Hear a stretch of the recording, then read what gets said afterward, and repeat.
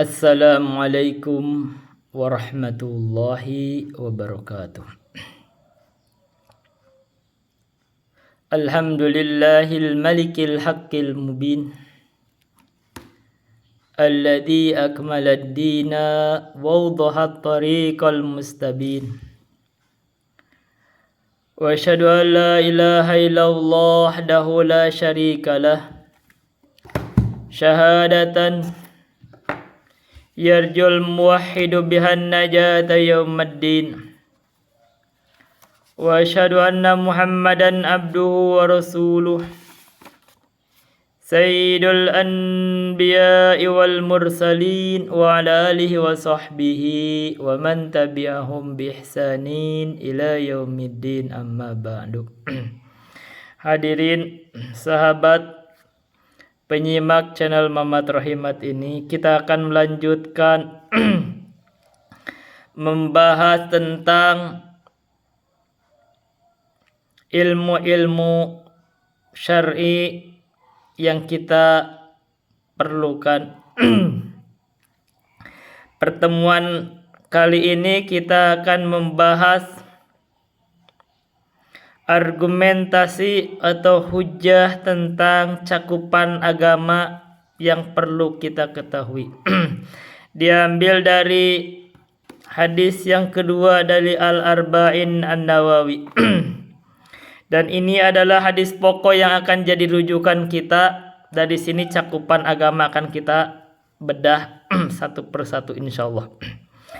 Al-haditsus tsani, hadis yang kedua. An Umar radhiyallahu anhu aidan, dari Umar radhiyallahu anhu aidan, dari Umar radhiyallahu anhu juga qala, beliau berkata, bainama nahnu julusun inda Rasulillah sallallahu alaihi wasallam data yaumin, ketika kami sedang duduk bersama Rasulullah sallallahu alaihi wasallam di sisi Rasulullah. Jadi ketika Umar sedang duduk dan para sahabatnya di sisi Rasulullah sallallahu alaihi wasallam di suatu hari, ittala'a alaina rajulun, tiba-tiba datang muncul kepada kami seorang lelaki. Tidak jelas seorang lelakinya. Syadidu bayadis thiyabi, pakaiannya sangat putih. Maka ini mengandung pelajaran bahwa pakaian putih ini adalah sunnah di sisi umat Islam. Syadidu sawadis sya'ri, hitamnya sangat rambutnya sangat hitam. La yura alaihi atharus safari, tidak tampak atasnya itu tanda-tanda perjalanan. Jadi ada seorang laki-laki yang tidak dikenal.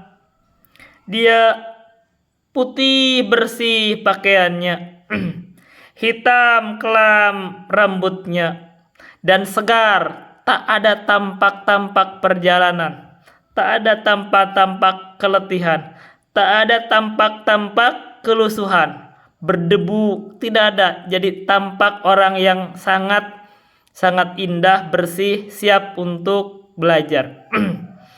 Wala ya'rifuhu minna ahadun, tidak ada yang tahu dari kami seorang pun siapa dia, tidak ada yang tahu. Hatta jalasa ilan nabi sallallahu alaihi wasallam, sehingga dia duduk mendekat menuju Nabi Muhammad sallallahu alaihi wasallam. Fasnada rukbataihi ila rukbataihi, maka dia sandarkan, tempelkan kedua lututnya terhadap kedua lutut Nabi. Jadi dia duduk mendekat Nabi, lutut beliau, lutut laki tersebut itu ditempelkan ke lutut Nabi. Wa wadha'a kaffaihi ala fakhidaihi, dan dia letakkan kedua telapak tangannya ala fakhidaihi, ke dalam kedua telapak, ke dalam kedua pahanya. Paha siapa? Nah, ini ada dua kemungkinan. Telapak tangan dia diletakkan ke pahanya dia, atau telapak tangan dia diletakkan ke paha Nabi. Dan itu memungkinkan. Wa qala ya Muhammadu, dan dia berkata ya Muhammadu. Jadi kelihatan lebih dohir, kedua telapak tangan dia diletakkan ke paha, kedua paha Nabi, untuk menunjukkan bahwa dia itu meminta, ada permintaan yang sangat. Wa qala ya Muhammadu, dan dia berkata ya Muhammadu, wahai Muhammad, akhbirni anil islami, kabarkan tentang Islam terhadap kami, terhadap saya. Faqala Rasulullah sallallahu alaihi wasallam, maka Rasulullah sallallahu alaihi wasallam bersabda, al-islamu an tashhada alla ilaha illallah. Maka Rasulullah menjawab dengan rukun Islam. Ini adalah argumen tentang rukun Islam. Al-islamu, Islam itu adalah an tashhada alla ilaha illallah, engkau bersaksi bahwasanya tidak ada sesembahan yang hak disembah kecuali Allah. Wa anna Muhammadan Rasulullah, dan engkau bersaksi bahwa sesungguhnya Nabi Muhammad adalah Rasulullah. Wa tuqimas salata, dan engkau mendirikan salat.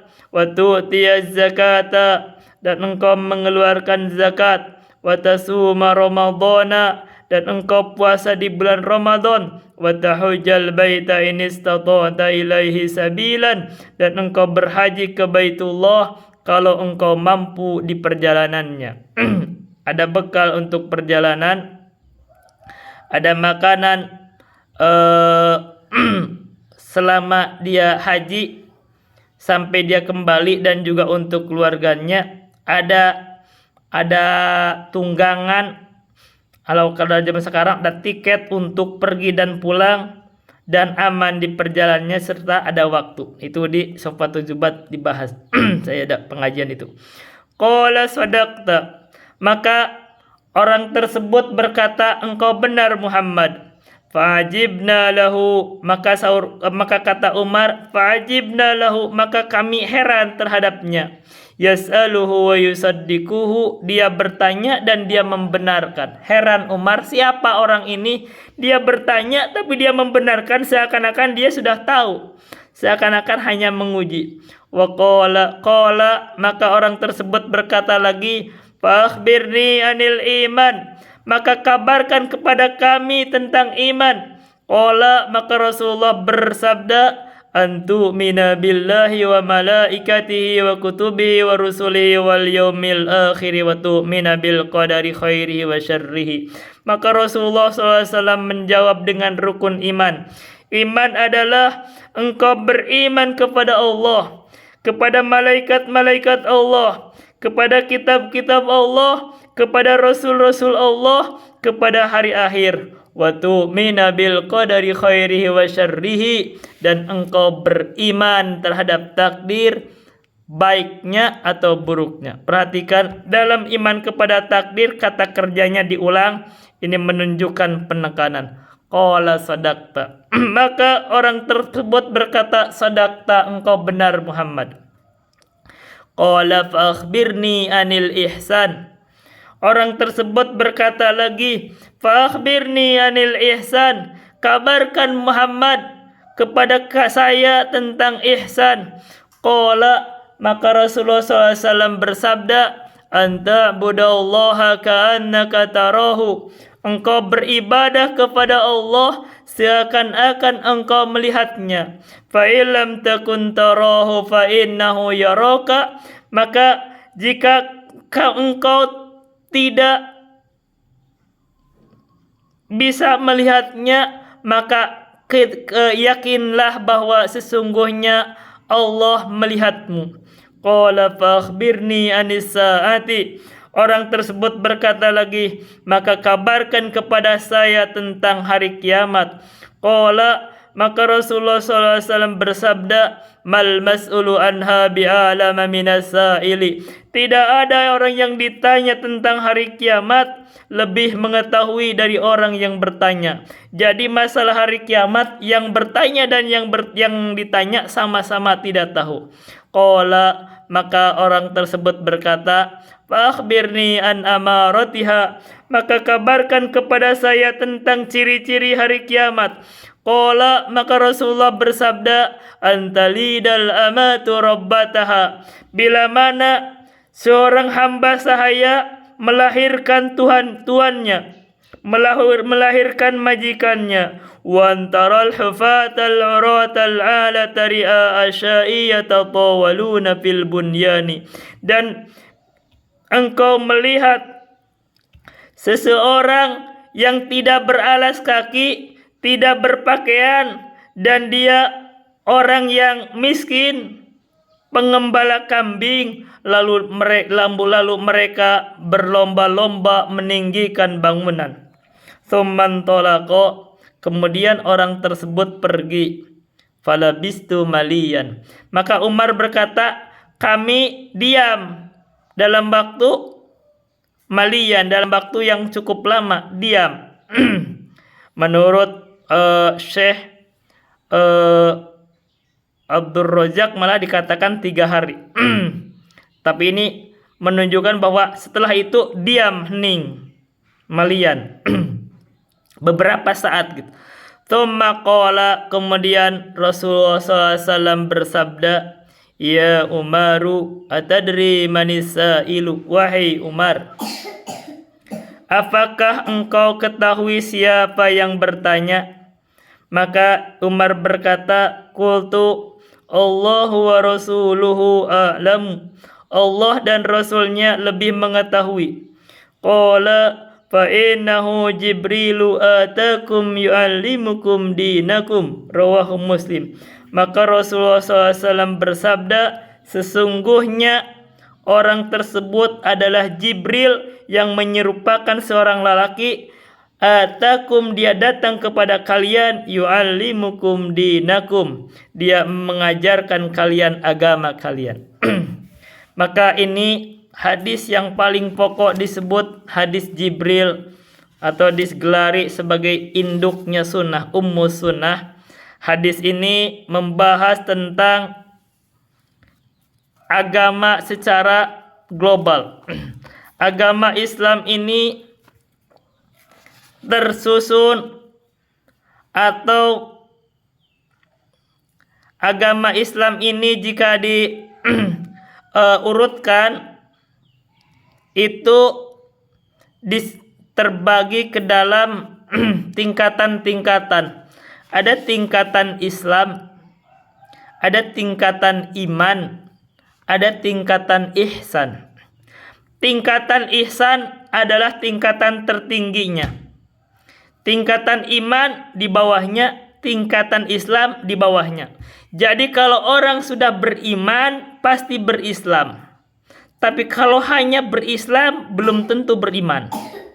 Kalau dia sudah berihsan pasti beriman dan Islam. Jadi begitu. Jadi kalau dibuat garis, jadi kalau dibuat lingkaran, itu lingkaran terluar adalah Islam. Itu orang Islam. Lingkaran dalamnya lagi iman. Lingkaran dalamnya lagi ihsan. Maka setiap orang Islam pasti iman. Oh ya, setiap orang beriman pasti Islam karena dia di lingkaran dalam. Tapi kalau dia ingin naik kelas dari Islam ke iman, maka itu tentu perjuangannya lebih bagus, lebih baik lagi. Jadi ini yang akan kita bahas insya Allah. Ini uraiannya akan kita bahas tentang penjelasan bahasan kita. Insya Allah kita akan merinci bagian-bagian dari hadis ini. Ini sebagai argumentasinya. Kita akan jelaskan rukun Islam. Maka rukun Islam disebut sholat. Maka kita akan terangkan tentang sholat, tentang zakat, tentang puasa, tentang haji. Kita juga membahas tentang syahadat. Kita jelaskan tentang iman, iman kepada Allah, malaikat, kitab-kitab, Rasulullah, hari akhir, takdir, begitu. Jadi pembahasan kita insya Allah akan merinci hadis ini satu persatu insya Allah. Itu saja dulu yang bisa saya sampaikan. Billahi taufiq wal hidayah. Wassalamualaikum warahmatullahi wabarakatuh.